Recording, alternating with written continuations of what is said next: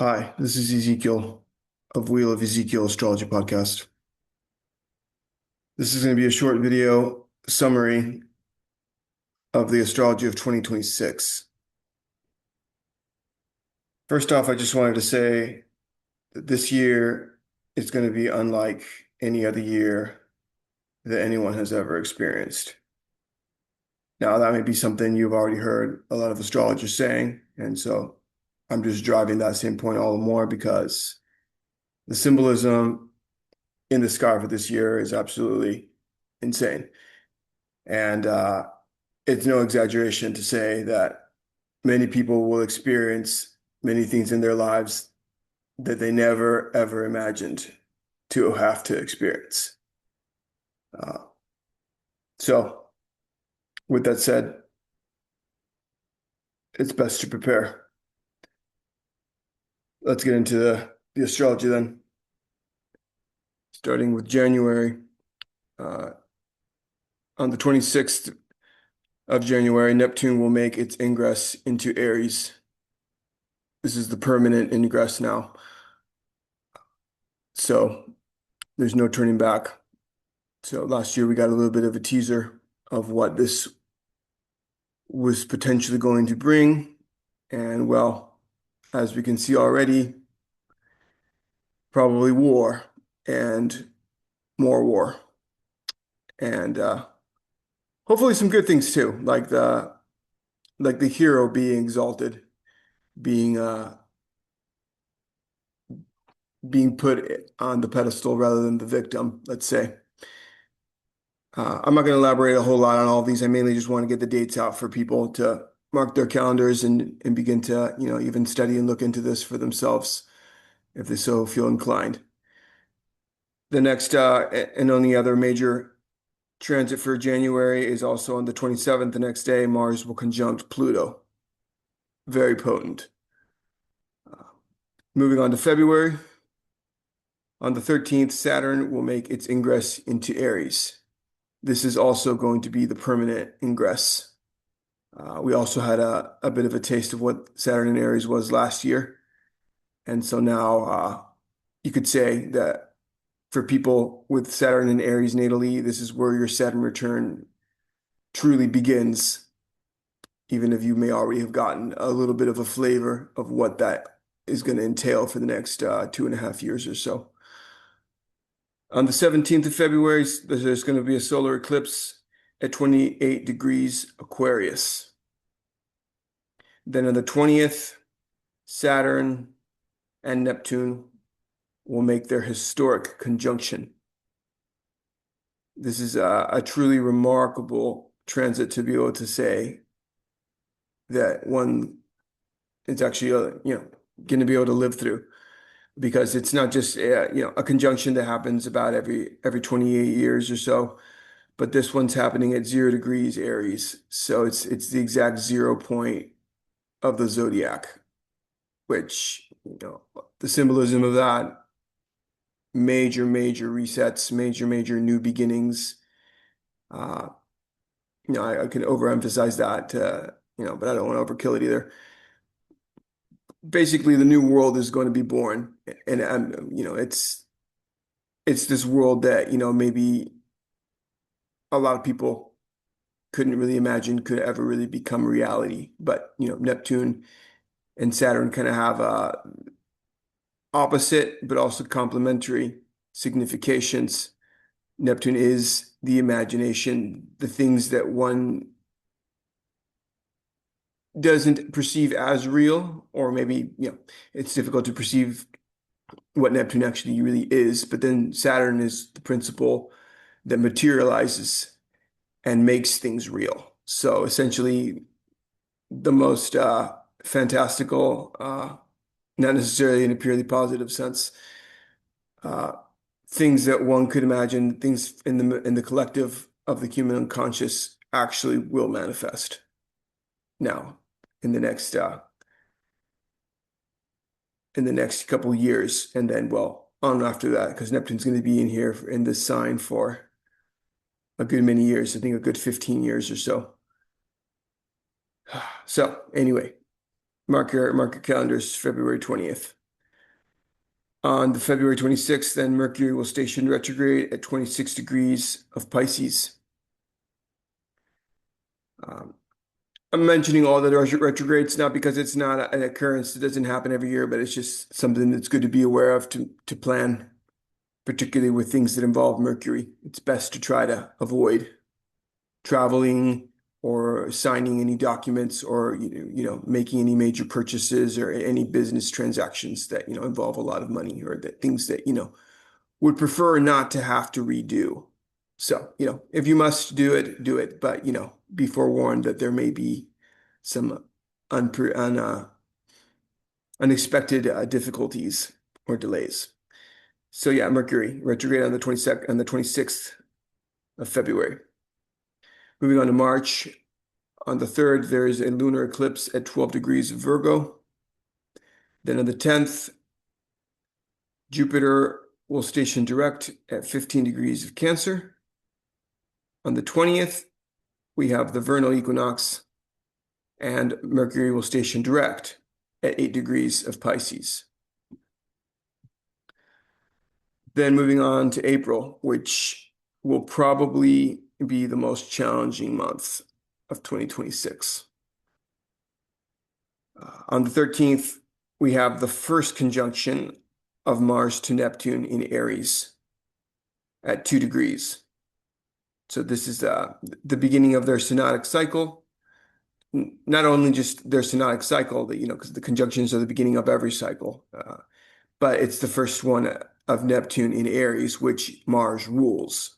So it's especially significant for that reason. So Mars represents war in Aries as well. It's a very willful, very impulsive sign. And this is all, still very close to Saturn as well. So I would read that as a more negative transit. Though it's something to work with that one can transmute as well in one's personal life. Then on the 17th, there's the first conjunction between Mercury and Neptune in Aries, also at 2 degrees. Moon at 27 degrees Aries. So a lot of very strong Aries energy here at mid-April with these conjunctions and then with the new moon as well. On the 19th, we have the Mars-Saturn conjunction at 7 degrees Aries, which is also a renewal of their synodic cycle. And this is a very ominous aspect. This conjunction, it's the two malefics, and it's in the domain of Mars. So Mars is especially strong here. So yeah, there's going to be a lot of violence. I mean, we're already seeing it, and it's no surprise that's the direction the world's been moving towards. But if 2025 was kind of the setup for it, now this is the actual execution of it. So it's going to happen.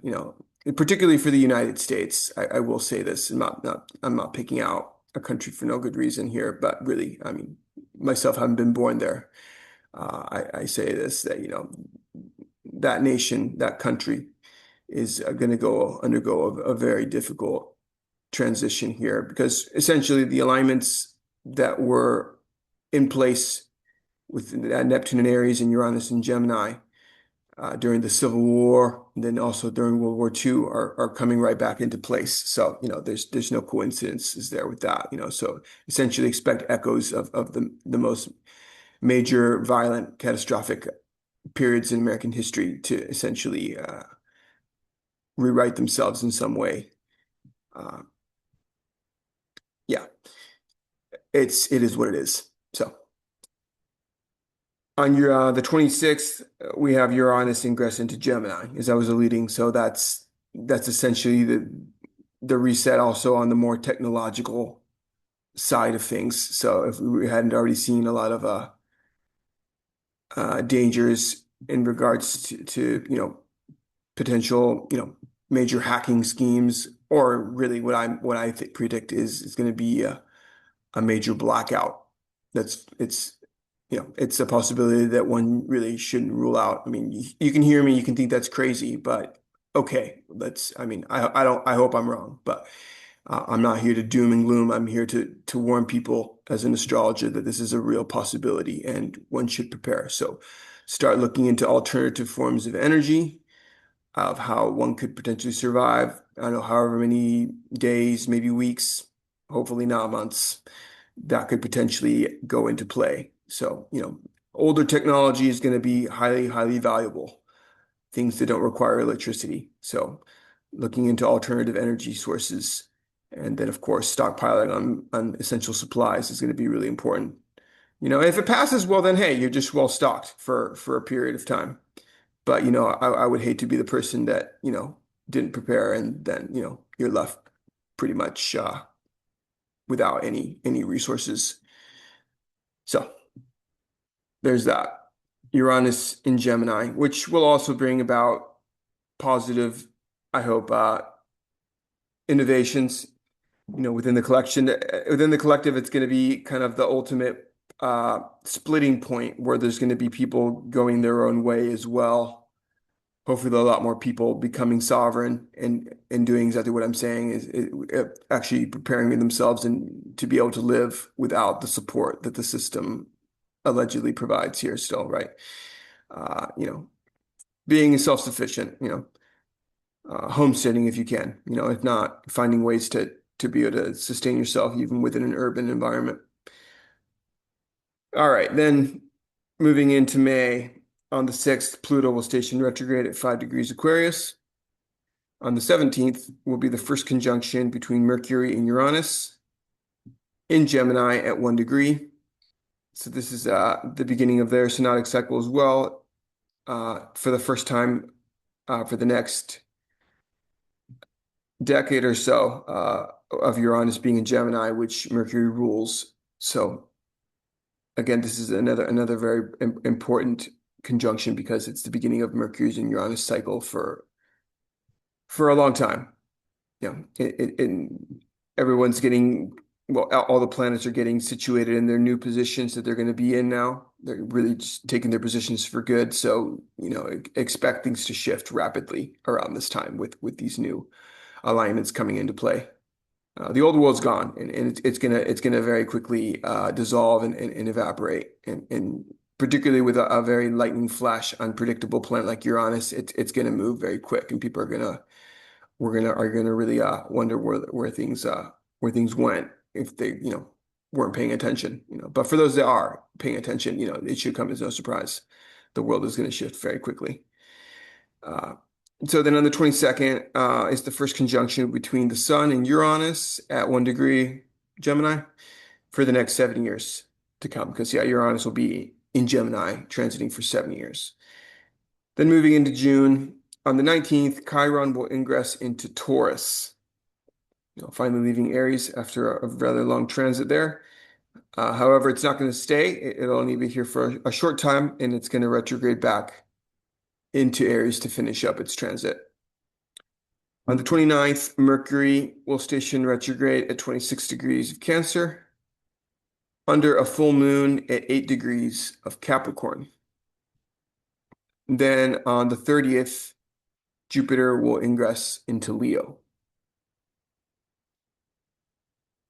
July, on the 4th, will be the first conjunction between Mars and Uranus at 3 degrees Gemini. This is T squared to Neptune at 4 degrees Aries and Pluto at 4 degrees Aquarius. And it's going to be a day to remember, but rather infamous, most likely. So yeah, Independence Day. Yeah, right. It's America's solar return.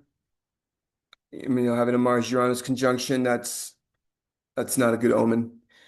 So, I would say you should be on the side of caution in terms of celebrations, and which, well, at this point, who knows where the world will already be, and if people will even be up to that, who knows where the world will be at that point. But if, let's say, things still were more or less normal, I would be careful about that because, Mars ruling fire and, accidents and things like that. That's a pretty volatile aspect to have on a day like that when people are usually going to be rather careless. And there's, already a lot of fireworks going off and, it doesn't look good.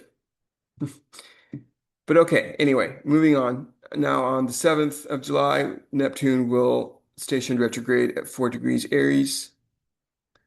And this retrograde will last through December 12th. So pretty much the rest of the year, we'll have Neptune retrograde in early Aries. Then on the 23rd, Mercury will station direct at 16 degrees Cancer. On the 26th, Saturn will station retrograde at 14 degrees Aries and will remain retrograde until the 10th of December. So similar to Neptune till the end of the year. They're pretty much just a couple days apart. They'll both station direct. Then moving on to August, on the 3rd, Chiron will retrograde back into 0 degrees of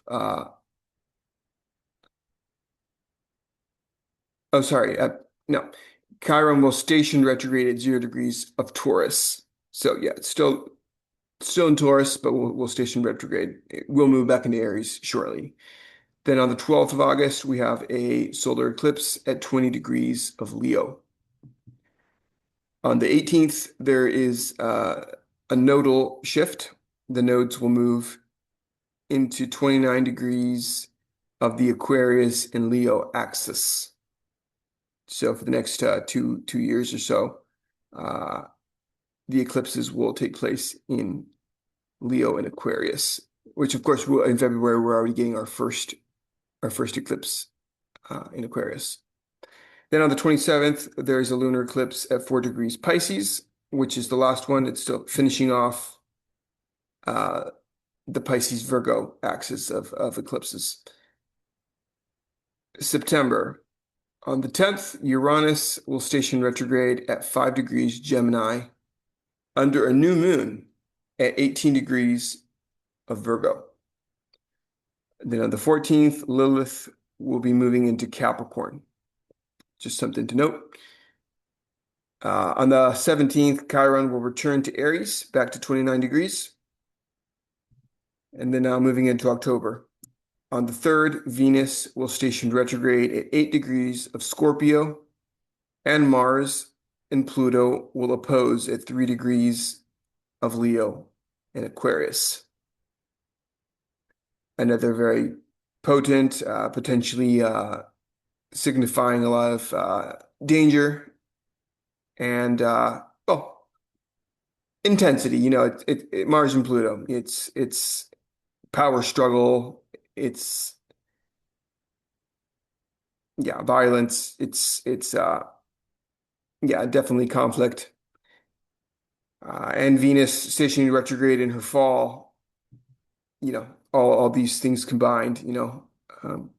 I have to look at the rest of the chart for October 3rd, but already those events in themselves already say a lot for the beginning of October. Then on the 15th of October, Pluto will station direct at 3 degrees Aquarius, which is a major shift in direction.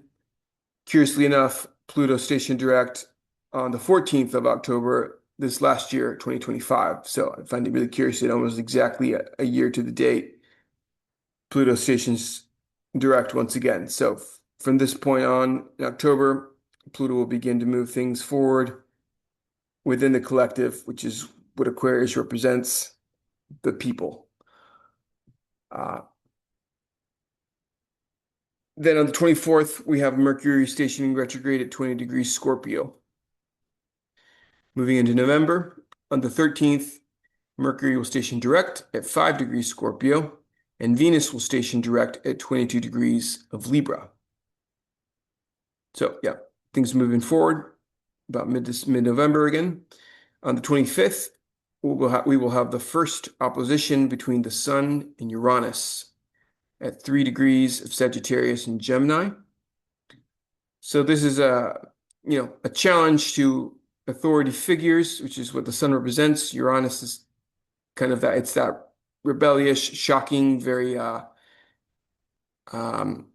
contrarian energy that oftentimes can put or can signify solar figures being put into, strenuous situations that maybe expose them or catch them off guard, perhaps. Or, perhaps it's you know, sudden and unexpected things to health or something of that nature. Who knows? Really, Uranus is the unpredictable planet, so that's why you really can't say too much, in terms of it. We can only kind of allude to some of the basic significations, and of course, as the year progresses, and then, we get other pieces of the puzzle of the year, then maybe we can speak a little more uh, specifically in regards to what this may allude to, but I'm not going to guess right now what that could be about. There's way too much that can still needs to unfold. But yeah, expect late November though to bring some surprises. And then now to finish with December on the 10th, we have Saturn stationing direct. As I mentioned earlier, on the 12th, Neptune will station direct at 1 degree Aries. Saturn stations direct at 7 degrees Aries. And then also on the 12th, as Neptune stations direct at 1 degree Aries, Jupiter will station retrograde at 7 degrees, or sorry, pardon me. Jupiter will station direct at 27 degrees of Leo. And that's pretty much what finishes off the year. These are the major transits. And so I hope that they will serve whoever is listening to this to plan ahead.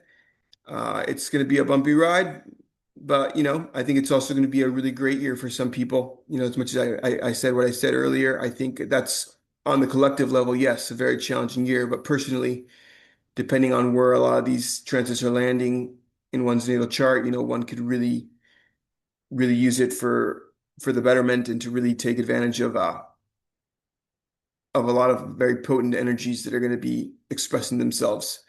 Particularly with like let's say the Jupiter in Leo, whatever position you have, if you're like a Leo rising or a Leo sun or Leo moon, or you have a Leo in one of your angles, which is the first, fourth, seventh, or 10th house, that's going to be especially important and potent for you in your natal chart. Uh, I'm an optimist. As much as actually, there is, I'm a realist as much as I'm an optimist. I believe even if when challenges arise, there's always hope. There's always ways to make the best of situations as dire as they may seem, but it's best to always be prepared. So that's why I'm putting this out there for anyone to be prudent and to begin to prepare now in January, because there's not a whole lot of time. February is already going to bring about a major shift with the Neptune Saturn conjunction on the 20th, and then uh, once Uranus enters Gemini, that's going to be the solidification of the three outer planets all having taken their final positions, and it's pretty much locked in from that point on. Nothing's going to stop what's coming now. So uh, the cosmic pendulum is going to swing, and it will be in the favor of those that are on the correct, true timeline. So, for those that are in the AI timeline, there's still some time to get yourself together and just there's a lot of major soul searching that you're gonna have to do. I mean there's always time until there's not. So